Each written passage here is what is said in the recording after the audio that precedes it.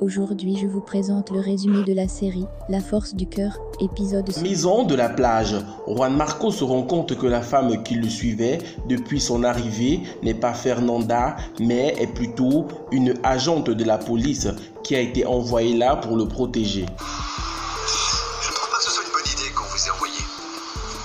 Si la police est là, Fernanda ne viendra pas. Mon devoir est de vous protéger, monsieur Arroyo. C'est ce que je fais et ce que je vais continuer à faire. De l'autre côté, à l'hôpital, Willy, qui a été opéré des yeux, a été mis dans une chambre d'attente. Et Samantha est tout de suite allée voir si l'opération de Willy avait réussi. Et celle-ci se rendit vite compte que Willy n'est désormais plus aveugle. Tu me vois? Tu sais quoi, Navarro? Je crois que j'ai une vue plongeante sur le plus beau décolleté du monde. Et tu sais quoi? Ce n'est pas désagréable.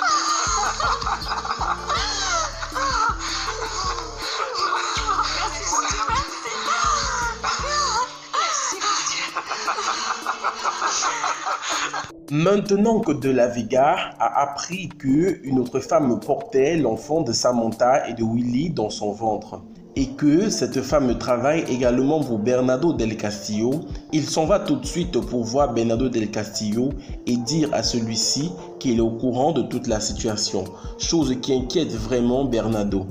Qu'est-ce que vous savez de Clara Salvatierra? Oh, je sais tout. La seule chose qui me manque encore, c'est... Pourquoi est-ce que vous l'avez prise comme assistante? Oui, bien sûr. Je m'interroge parce que vous ne faites rien sans raison. Et est-ce que vous allez tout dire à Samantha et Willy? Oui, j'aurais pu le faire et je ne l'ai pas fait. Ah, De La Vega. Vous êtes vraiment comme moi. Vous voyez toujours cette petite lueur qui est là tout au fond du tunnel. Tous les deux, nous croyons qu'en faisant ce que nous faisons, nous allons récupérer Samantha. Et bon, nous verrons qui de nous deux sera le plus fort. Mais dans cette bataille, il ne pourra y avoir qu'un vainqueur. Et la seule chose sur laquelle nous sommes d'accord, c'est que ça ne peut pas être Willy. Une fois de plus, De La Vega se rend dans la chambre où se trouvent Samantha et Willy et continue à mentir à ceux-ci, car il dit à Samantha et à Willy que Lorena n'était pas enceinte et qu'ils n'auront jamais leur fille. Je dois te croire. Oui, j'ai toujours été sincère avec toi, Samantha. Non, pas toujours. Malgré ce que je ressens pour Sam, je sais que je ne peux rien faire. Tu as découvert d'autres choses sur Lorena? Non, rien de nouveau. J'ai reçu le fax de l'autopsie et il n'y a pas de doute, elle n'était vraiment pas enceinte. Il y a autre chose que je n'arrive pas à comprendre. Qu'est-ce qu'elle gagnait à nous faire croire à sa grossesse puisque cette petite n'allait jamais naître? Willy, tu sais, j'ai franchement peur que notre embryon ait pu être utilisé. Non, je ne crois pas.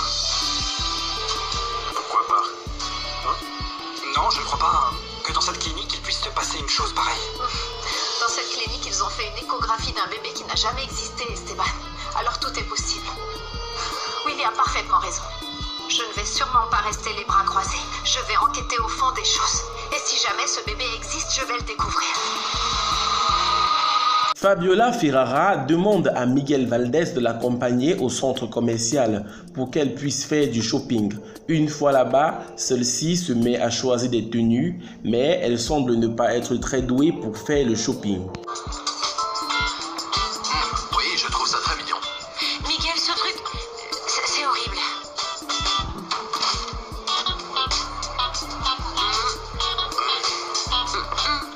C'est pas mal, non? Non, ça, c'est abominable. Ok?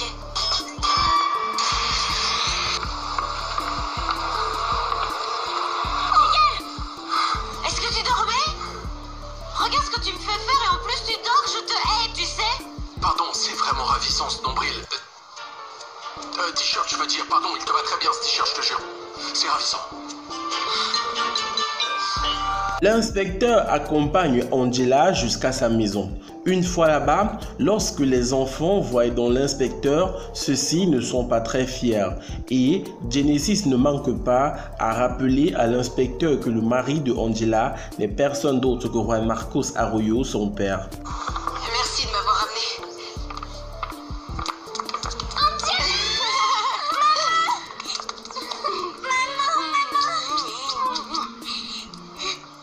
Est-ce que c'est ton ami? Rappelle-toi que tu as déjà un mari et ce mari c'est mon papa. Bon, il vaut mieux que je parte. J'ai une opération à mettre sur pied. Non, attends, j'ai une question. Est-ce que toi tu es un pâtissier ou un policier? Un peu des deux. Très bien. Demain, nous mettrons tout en place pour la réouverture de la pâtisserie. Tu vas nous manquer. Oh oui, maman. C'est quand vous serez à l'école, mes deux amours. Et quand vous aurez des vacances, vous viendrez avec moi, si ça vous va. Lorsque De La Vega se rend à l'entreprise pour causer avec Bernardo del Castillo, il tombe nez à nez avec la femme qui porte l'enfant de Samantha et de Willy. Celle-ci, en voyant De La Vega, ne comprend pas ce qu'il fait là, car il avait menti à cette dernière qu'il était docteur. Quoi, vous n'êtes pas des services sociaux? Qu'est-ce que vous faites ici? Je prends des renseignements sur votre travail. Pourquoi vous vous informez sur mon travail? Il se trouve que par hasard, je connais Monsieur Del Castillo. Je ne sais pas, toute cette histoire me paraît assez étrange. Pas de panique, je cherche juste à vous aider. Je n'ai pas besoin que vous m'aidiez. J'ai déjà l'aide de Monsieur Del Castillo.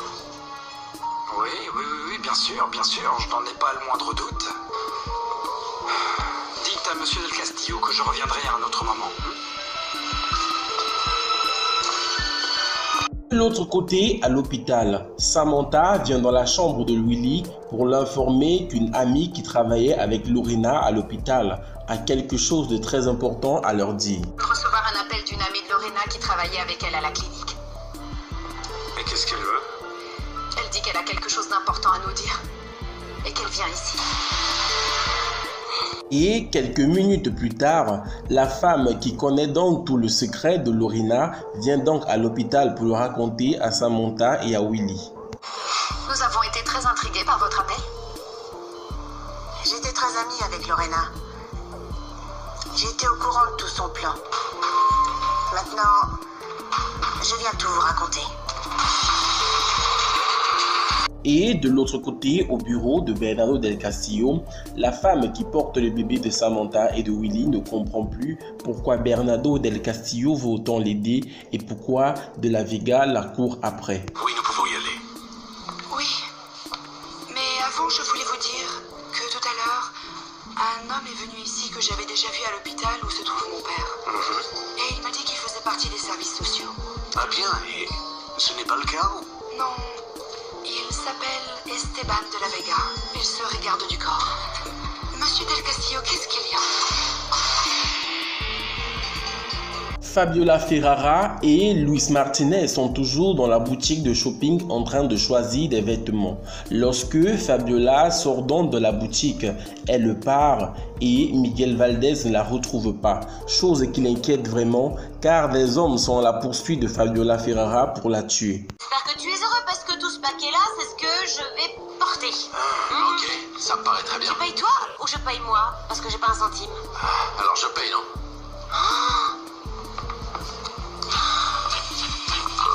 Quoi? Ce serait super sur toi. Si, Non, pourquoi pas? Tu devrais l'essayer. parce que ce n'est pas mon style. Si, bien sûr que c'est ton style. Plus tard, on ira dans un autre magasin pour trouver autre chose parce que cette chemise ne s'accordera jamais. Tiens, essaie-le. Fabiola! Monsieur, les vêtements. Fabiola!